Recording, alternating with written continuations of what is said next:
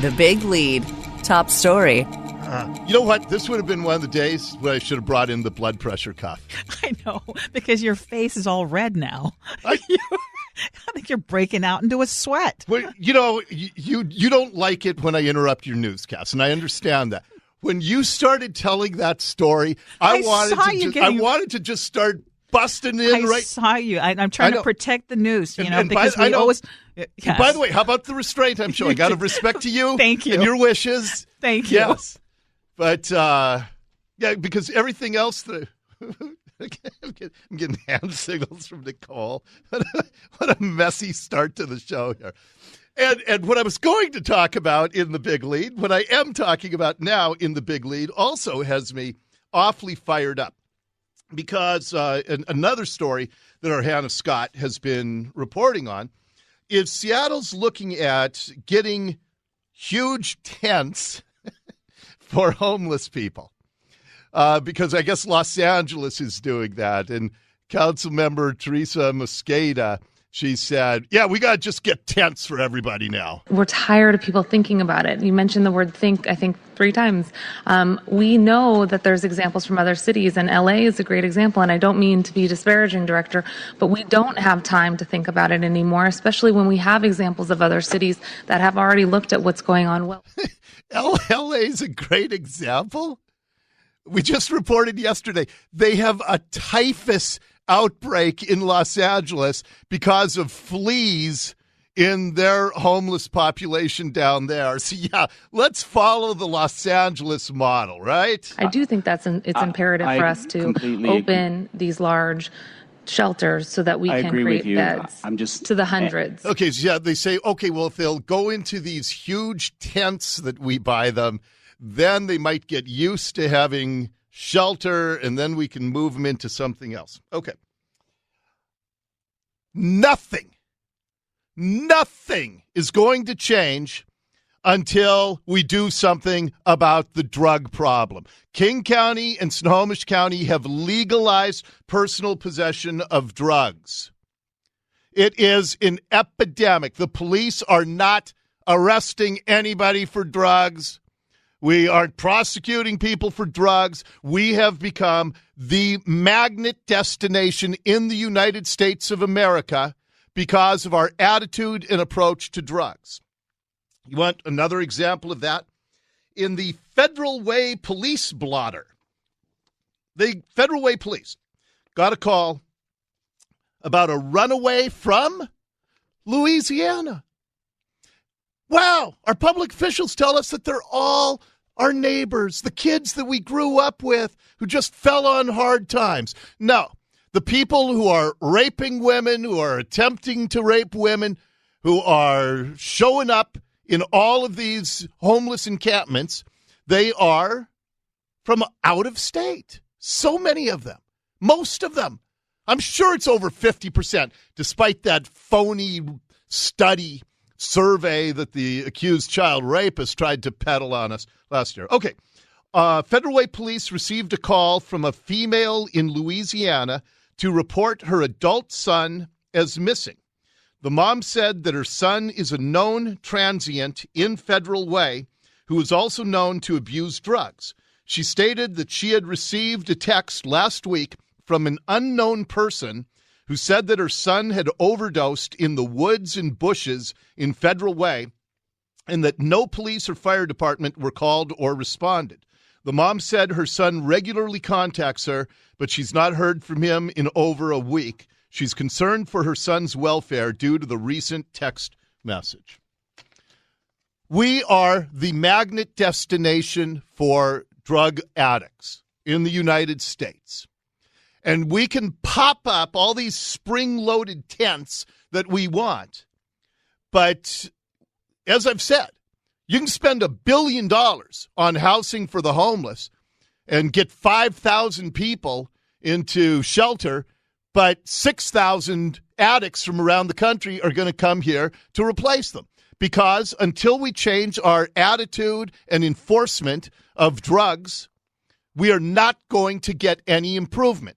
And spring-loaded tents. And then, listen to this, Fred Podesta with the he's the city navigation team chief.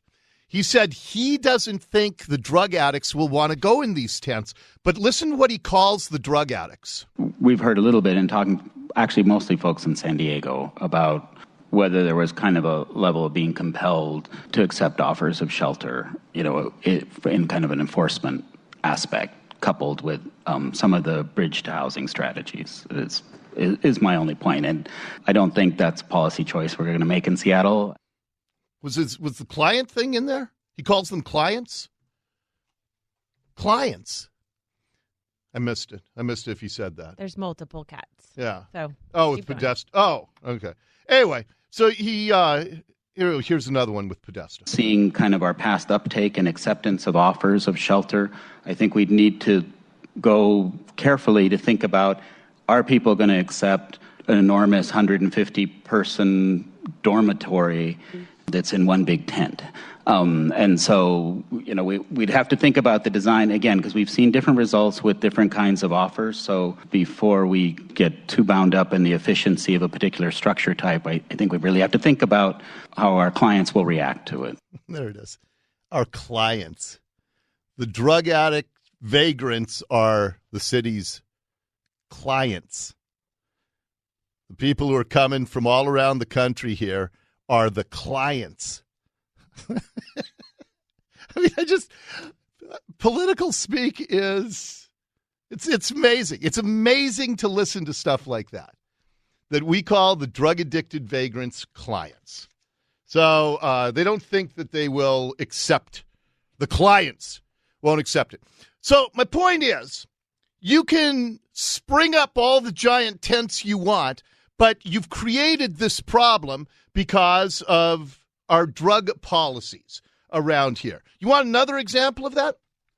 Up in Bothell, the mayor and the police chief, they say they want a massive property tax levy on Bothell residents. If you have $1 million house, which is not all unusual in Bothell, it'll cost you $440 a year extra on top of everything you're already paying. And they said that it's because they talked to Q13 News, and they said, yeah, we're struggling up here. You have issues in Snohomish County with heroin, and you have issues with gangs and, heroin too. And we're kind of in the middle, and if we don't do something now, I worry about the future of the city from a public safety standpoint. Yeah, the mayor up there said crime's getting worse and worse. The crimes are here, and they're starting to increase, and they're becoming much more, brutal and intense crimes. And they need a massive property tax increase in Bothell because of the homeless problem there. Some of these issues speak for themselves. Last year, North Shore School District reported over 200 kids were facing housing insecurity of one type or another. They're couch surfing, sleeping in a car, or they're just outright homeless. And that's the police captain, Mike Johnson, talking to Q13. So again, let's create a problem with our drug policies. Let's attract as many heroin addicts to the region, and then let's tell the taxpayers, well, we need hundreds of millions of dollars to build dormitory-style housing for the drug addicts. Up in Bothell, you need a massive property tax increase because, and they also make a fair point too. They said, look, our city's growing and our police force is not. But what they're citing is crime, homelessness. You create the problem as a government, and then you tax us to come up with the solution for the problem you've created. Do you want another example of that? Oh, I'm fired up today. I'm so fired up. In Seattle, Mayor Durkin is moving forward with the plan to toll all of downtown. And Uber, they want people out of the cars and jumping in their ride shares. So Uber is lobbying the city of Seattle heavily to have a massive toll to drive into downtown. Now, no city in the United States of America has this. There are a couple in Europe, including London, and on average, it's about $15 to drive into downtown. So what does our government do? Well, let's create the worst traffic imaginable. Let's take away lanes of road for cars and we'll give it to the bicyclists who don't use them. Let's take the viaduct and shrink the capacity with the most expensive option to replace it, the tunnel. That's $1 billion over budget, or will be when the final numbers are announced. So let's reduce the capacity. No downtown exits from this tunnel. Let's build something way more inefficient than what we have, the viaduct. And then, after we've taken away car lanes for bicycles and reduced the capacity of the viaduct to 2/3 of what it was with the tunnel, the most expensive replacement, then let's tell the people, oh, traffic's so bad. We need a $15 toll if you're going to drive into Seattle. And let's say you're somebody who doesn't have the option of other means of transit. $75 a week, that's almost $4,000 a year in a tax for a problem they created. So this is what we're seeing all around here. You have, we create the drug crisis, and then we say, oh, and we need $1 billion to fix it. Up in Bothell, we need a massive property tax increase. We create the traffic problem. Give us $4,000 a year, and we'll let you still drive into Seattle. Hey, but let's keep voting for the Democrats because they are doing a great job with our region. And that is your big lead for today. The Big Lead on KIRO Radio.